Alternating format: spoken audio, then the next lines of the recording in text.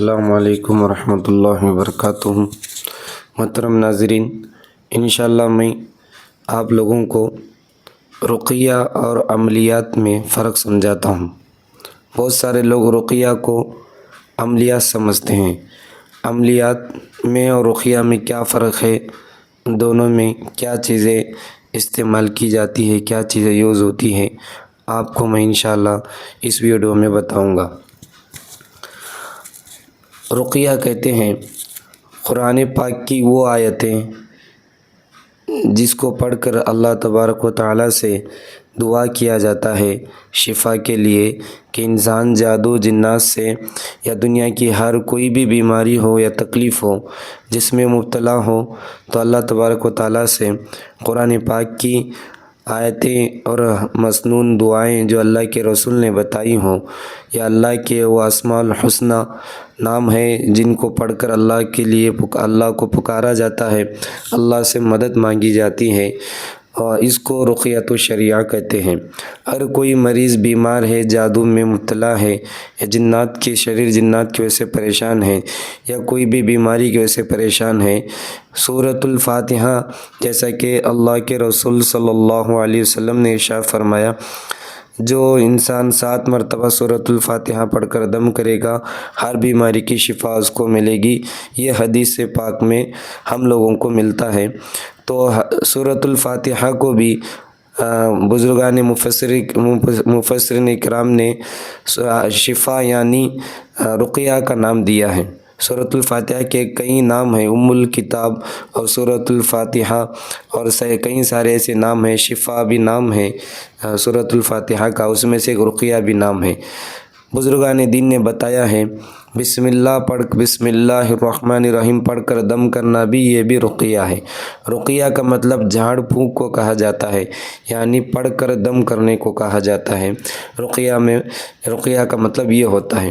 اس رقیہ کے عمل میں سامنے والے عامل کو نہ کسی چیز کی غیب کی خبر ہوتی ہے، نہ کوئی اثرات کا معاملہ اسے محسوس ہوتا ہے، کہ رقیہ دم کرنے والے عامل کو کہ آگے کا علم کا پتہ نہیں ہوتا، کہ انسان کو سامنے والے مریض کو کتنے دن میں ٹھیک ہوگا، کیا طبیعت ٹھیک ہوگی، اس کا کوئی پتہ اللہ تبارک و تعالیٰ کی کسی کو پتہ نہیں ہے۔ نہ عملیات میں اس کا پتہ چلتا ہے، نہ رقیہ میں اس کا پتہ چلتا ہے، کہ آنے والا مریض علاج کے لیے ڈاکٹر کے پاس آ رہا ہے، اس کو شفا کب ملے گی، اس کا علم صرف اللہ کے علاوہ کسی کو نہیں ہے۔ اور جو لوگ کہتے ہیں کہ ہم اس کو 10 منٹ میں ٹھیک کریں گے، 1 مہینے میں یا 1 گھنٹے میں ٹھیک کریں گے، یہ بڑی جھوٹی بات ہے۔ ایسا کہیں بھی لکھا ہوا نہیں ہے، اور ایسا کہنے والے بڑی جھوٹی بات کہتے ہیں۔ تو کیونکہ قرآن پاک میں اللہ تبارک و تعالیٰ نے قرآن کو شفا کہا ہے، وَنُنَزِّلُ مِنَ الْقُرْآنِ مَا هُوَ شِفَاء۔ کسی عامل کے ہاتھ میں شفا نہیں ہو سکتی جب تک اللہ تبارک و تعالیٰ کا کلام پڑھ کر اور اللہ سے مدد مانگ کر سامنے والے کے لیے ہم دم نہ کریں، سامنے والے کے حق میں ہم دعا نہ کریں۔ رقیہ آسان طریقہ یہ ہے کہ رقیہ گھر بیٹھے آپ علاج کر سکتے ہیں، گھر بیٹھے دم کر سکتے ہیں۔ اس کے لیے قرآن پاک صحیح آنا ہے، اور ہمارا عقیدہ صحیح ہونا ہے، اور اللہ کی ذات پہ یقین ہونا ہے، اور حلال حرام کی تمیز ہونا ہے۔ ان چیزوں کو اگر ہم پابندی کے ساتھ نبھائیں گے، پابندی کے ساتھ کریں گے، تو ضرور آپ کو شفا ملے گی۔ کسی عامل کے پاس، نہ کسی کامل کے پاس، نہ کسی عالم کے پاس، نہ کسی مفتی کے پاس، نہ کسی راقی کے پاس جانے کی بالکل بھی ضرورت نہیں ہے، بشرط کہ ضروری ہے کہ ہم سنت کے مطابق جو اللہ کے رسول نے حدیثوں میں جو دعائیں بتائی ہیں، جن چیزوں کو استعمال کرنے کے ہمارے نبی حضور خاتم النبیین صلی اللہ علیہ وسلم نے جو ارشاد فرمایا ہے کہ کلونجی میں شفا ہے، شہد میں شفا ہے، رائی کے تیل میں شفا ہے، زیتون میں شفا ہے، اور کھجور میں شفا ہے، اور انار میں شفا ہے، ایسے کئی سارے چیزوں کے بارے میں اللہ کے رسول نے ہر بیماری کے لیے الگ الگ چیزوں کا استعمال کرنے کا طریقہ بتایا ہے۔ ان چیزوں کو بھی ہم استعمال کریں گے، آپ یقین مانیے آپ کو کسی ڈاکٹر کے پاس جانے کی زندگی بھر ضرورت نہیں پڑے گی۔ ہاں، ان چیزوں کا علم کے لیے آپ علماء کرام کے پاس جانا ہوگا، علماء کرام سے معلوم کرنا ہوگا، تب جا کے پتہ چلے گا۔ ورنہ تو علاج کے لیے مستقل آپ کو کسی کے پاس جانے کی بھی ضرورت نہیں پڑے گی۔ یہ رقیہ کا مطلب یہ ہوتا ہے۔ رقیہ میں جو ہے کوئی تعویذ وغیرہ دی نہیں جاتی ہے۔ قرآن پاک کی تعویذ جو بغیر زبر زیر کے، بغیر اعراب کے لکھ کر دی جاتی ہیں، یہ جو ہے دیا جاتا ہے۔ ورنہ تو بالکل کوئی تعویذ اور نہ کوئی جو ہے جنات کو جسم میں حاضری کرا کر، خود کے جسم میں عامل حاضری کرا کر کوئی دیکھ نہیں سکتا، کوئی بتا نہیں سکتا کہ کس جگہ میں کون سا خزانہ ہے، کس جگہ میں کس کا کیا علم ہے۔ کسی کی زندگیاں برباد کرنے کا علم، کسی کے رشتے توڑانے کا علم جو ہے رقیہ سے کسی کا کیا نہیں جاتا ہے۔ اس کے علاوہ اس کے برعکس اور عملیات جو ہوتے ہیں، یہ موکلات کے ذریعے سے، حمزات کے ذریعے سے مدد لی جاتی ہے، نقش کے ذریعے سے کہ چند اعداد ہوتے ہیں، چند نمبر ہوتے ہیں، ان کو لکھ کر نقش لکھا جاتا ہے۔ یہ ان میں سے تھوڑا سا فرق، جیسا کہ میں کہہ رہا تھا کہ عملیات میں جو ہے تھوڑا سا فرق یہ ہے، قرآن پاک کی عملیات میں جو ہے جائز ہے، جیسا کہ قرآن پاک کی آیت لکھ کر دینا، یا قرآن پاک کا جو ہے اللہ فرشتوں کے ذریعے سے مدد لینا۔ اس کے علاوہ جو ہے اکثر عاملین جو ہے چلہ کشی کرتے ہیں، 40 دن بیٹھ کر پڑھائی کرتے ہیں۔ اس کے علاوہ جو ہے کسی درخت کے نیچے یا کسی کنویں کے پاس یا قبرستان میں بیٹھ کر کسی کا مخصوص کپڑا لے کر، کسی کے سر کے بال لے کر یا کسی کوئی وظیفہ لے کر جو ہے ان قبرستانوں میں، جنگلوں میں، بیابان میں، پہاڑوں میں، ایسے سنسان جگہ پر بیٹھ کر جو ہے چلہ کشی کرتے ہیں۔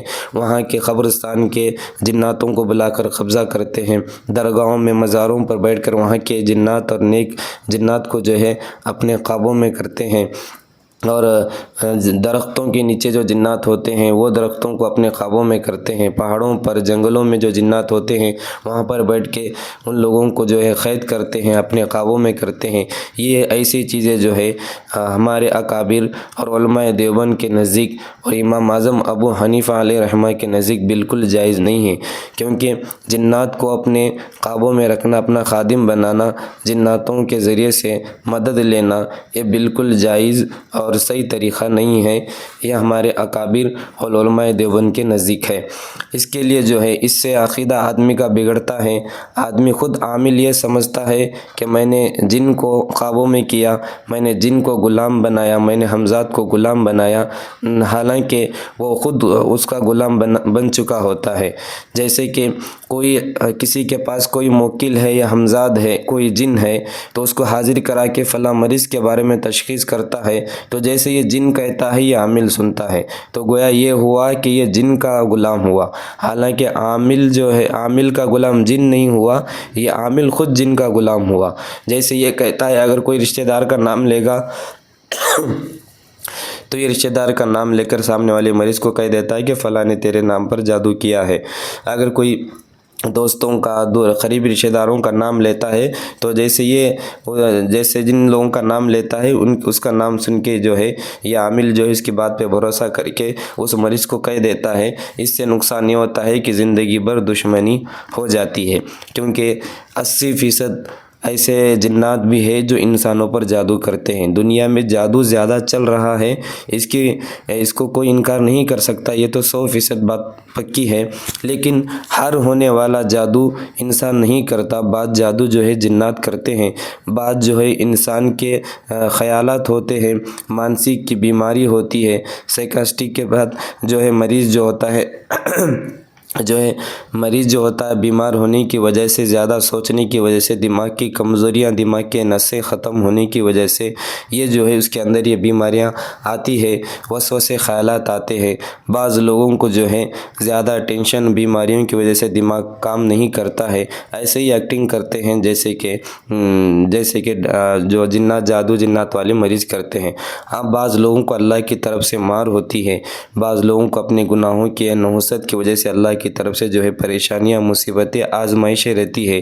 اس کے لیے جو ہے یہ طریقہ، سب سے بڑا آسان طریقہ وہی ہے کہ ہم اپنا تعلق اللہ سے مضبوط بنائیں، اللہ سے دعائیں مانگتے رہے، تب جا کے جو ہے ہمارے یہ مسئلے حل ہو سکتے ہیں۔ اس کے علاوہ اگر ہم کسی عملیات سے کرنے والے جو غیر شرعی ہوتا ہے، جو قرآن پاک کے علاوہ کسی ایسے نام لے کر، شیطانوں کے بتوں کے نام لے کر جو ہے جناتوں کو حاضر کرواتے ہیں، شیطانوں کے نام لے کر، جیسے کہ قارون کا نام لیتے ہیں، فرعون کا نام لیتے ہیں، دجال کا نام لیتے ہیں، شداد کا نام لیتے ہیں، ایسے نام لے کر، شیاطین کا نام لے کر، جن فرشتوں کا نام نہ قرآن میں ہے نہ حدیث میں ہے، ان فرشتوں کا نام لے کر جنات کو حاضر کراتے ہیں۔ جن جناتوں کا نام نہ قرآن میں ہے نہ حدیث میں ہے، ان جناتوں کا نام لے کر پڑھی کرتے ہیں، طرح طرح کے وظیفے بتاتے ہیں۔ جو اللہ کے رسول نے وظیفہ بتایا، عامل لوگ وہ وظیفہ نہیں بتاتے۔ جو جن اس کے پاس ہوتا ہے، حاضر ہو کے کہتا ہے کہ یہ آیتیں پڑھنے سے یہ پریشانی دور ہوگی، یہ چیزیں کرنے سے، آیت تو نہیں کہتے ہیں، یہ چیزیں کرنے سے، یہ فلاں عمل کرنے سے، کہ مرغی کا خون لے کر آنا ہے، بکرے کا خون لے کر آنا ہے، کھوپڑی لے کر آنا ہے، فلاں کے سر کے بال لے کر آنا ہے، اس کی فوٹو لے کر آنا ہے، اس کے پیر کی مٹی لے کر آنا ہے، فلاں کی چیزیں، فلاں چیزیں، استعمال کی ہوئی چیزیں جو ہے، گندی چیزیں لے کر آنا ہے۔ تو اس طرح چیزیں یہ کہتے ہیں، تب جا کے جو ہے وہ لوگ علاج کرنے پر راضی ہوتے ہیں۔ تو ایسا بالکل یہ چیزیں کرنا نہیں چاہیے، بالکل یہ حرام والی چیزیں ہے۔ اس کے لیے جو ہے ہمارا ایمان کا خطرہ ہے۔ ہم مرنے کے بعد اللہ کو کیا جواب دیں گے، یہ ہماری ذمہ داری ہے۔ ہم اپنے پریشانیوں میں، اپنے گناہوں میں ڈوب چکے ہوتے ہیں، اور دوبارہ ہم ان چیزوں میں پڑے ہوں گے تو اللہ تبارک و تعالیٰ کو جو ہم جواب دینا ہے، اس کے ذمہ دار ہم ہوں گے۔ تو اس لیے ہم لوگوں کو چاہیے کہ ہم سوچے سمجھے کہ ہم کون سی چیز کرائے، کیسے علاج کروائے۔ اگر ہم کر بھی نہیں سکتے، جا بھی نہیں سکتے، جو عامل یہ کہتے ہیں کہ فلاں فلاں چیزیں لے کر آؤ، فلاں گندی چیزیں لے کر آؤ، تو ایسے لوگوں کی بات بھی نہ سنیں، ایسے لوگوں کے قریب بھی نہ جائے۔ آپ جو ہے قرآن پاک خود دم کریں۔ جو عامل قرآن پاک کا علاج دیتے ہیں، قرآن پاک کا وظیفہ دیتے ہیں، اللہ کے ناموں کا وظیفہ دیتے ہیں، اللہ کے نام کا ذکر دیتے ہیں، استغفار درود شریف پڑھنے کے لیے دیتے ہیں، یا استغفار درود شریف پڑھ کر دم کرتے ہیں، یا قرآن پاک کی مخصوص آیتیں لکھ کر تعویذ بنا کر دیتے ہیں، یہ چیزیں جائز ہے۔ ایسے لوگوں کے پاس جائے، ایسے لوگوں کے پاس اپنا علاج کروائے، تو تب جا کے آپ کو اللہ تبارک و تعالیٰ سے شفا ملے گی۔ تو اس لیے بہت سارے لوگ رقیہ کو بھی عامل کہتے ہیں۔ رقیہ کرنے والا عامل بالکل نہیں ہوتا۔ رقیہ کرنے والا جو ہے راقی ہوتا ہے، دم کرنے والا ہوتا ہے، جھاڑ پھونک کرنے والا ہوتا ہے۔ اس لیے رقیہ کرنے والے کو عامل نہیں کہا جا سکتا، ٹھیک ہے۔ اور عامل جو ہے اس کو کہا جاتا ہے جو مسلمان جناتوں کے ذریعے سے مدد لیتے ہیں۔ جیسے کہ میں نے عملیات میں دو فرق بتائی، ایک ہوتا ہے قرآن پاک کی تعویذات لکھ کر، مخصوص آیتیں، مخصوص اعداد لکھ کر، یا ایسے چیزیں لکھ کر جو دینا ہے، قرآن حدیث سے جو ثابت ہے، بڑے بڑے بزرگوں کے تجربات سے جو ثابت ہے، جو ہمارے اکابر علماء کرام گزرے ہیں، ان کی چیزوں سے جو ثابت ہے قرآن حدیث کے حساب سے، یہ چیز کریں گے تب جا کر جو ہے یہ صحیح ہوگا۔ اس کے علاوہ ایسے نقش ہوتے ہیں جو شرکیہ کلمات ہوتے ہیں، جن نقوش کا کوئی مطلب، کوئی معنی نہیں ہوتا، اور اس کے علاوہ شیاطین کا نام لے کر کرتے ہیں۔ اس کے علاوہ جیسے سر کے بال لے کر، فوٹو لے کر، کپڑا لے کر، نام لے کر، ماں باپ کا نام لے کر کرتے ہیں، یہ بالکل شرک ہے۔ اس سے جو ہے آدمی کفر تک پہنچ جاتا ہے۔ جو عاملین نام سے دم کرتے ہیں، نام پوچھ کر، ارادہ نیت کر کے، تصور کر کے دم کرتے ہیں، یہ مسئلہ الگ ہے۔ بعض عاملین جو ہے ماں باپ کا نام پوچھ کر ان کے لیے کچھ آیتیں پڑھ کر دم کرتے ہیں، پانی میں یا کچھ چیزوں میں، مخصوص چیزوں میں ہوتا ہے، دم کر کے دیتے ہیں۔ یہ نام پوچھ کے دم کر کے دینا قرآن پاک کے ذریعے سے، یہ چیز الگ ہے۔ نام پوچھ کے جنات کو حاضری کرا کر علاج کروانا، یہ چیزیں الگ ہے، ٹھیک ہے۔ تو ہم لوگوں کو سمجھنا چاہیے کہ جناتوں کے ذریعے سے علاج کروانے سے آدمی کے ایمان کا اور یقین کا خطرہ ہوتا ہے، آدمی کا یقین بھی کمزور ہوتا ہے، کہ آدمی عامل کے اوپر زیادہ یقین کرنے لگتا ہے اور عامل خود اپنے موکل، اپنے جن، اپنے ہمزاد کے اوپر یقین کرنے لگتا ہے۔ خود عامل کا خطرہ جو ہے ایمان کا خطرہ ہوتا ہے، سامنے والے مریض کے لیے بھی ایمان کا خطرہ ہوتا ہے۔ قاری صدیق صاحب بندوی رحمۃ اللہ علیہ فرماتے ہیں اکثر عامل لوگوں کا جو ہے مرنے کے وقت میں، موت کے وقت میں جو ہے موت کے وقت میں کلمہ نصیب نہیں ہوتا، ان کے روحانیت میں کمزوری ہوتی ہے۔ اس کی وجہ یہی ہے کہ وہ جو ہے ایسے شرکیہ کام میں لگے ہوتے ہیں، ایسے ایمان خطرہ پڑنے والے کاموں میں لگے ہوتے ہیں، جس کی وجہ سے لوگوں کا ایمان بھی خطرے میں ہوتا ہے، خود کا ایمان بھی خطرے میں ہوتا ہے۔ تو ہم لوگوں کو چاہیے ہم اس میں جو ہے رقیہ میں، راقی میں اور عامل میں فرق کو سمجھے اور اپنا علاج صحیح طریقے پر کرائے، تب جا کے انشاءاللہ اللہ تبارک و تعالیٰ کی طرف جانے کے لیے ہمیں صحیح راستہ ملے گا۔ اللہ تبارک و تعالیٰ سے دعا ہے اللہ تبارک و تعالیٰ ہمیں کہنے سننے سے زیادہ عمل کرنے کی توفیق عطا فرمائے۔ السلام علیکم ورحمۃ اللہ وبرکاتہ۔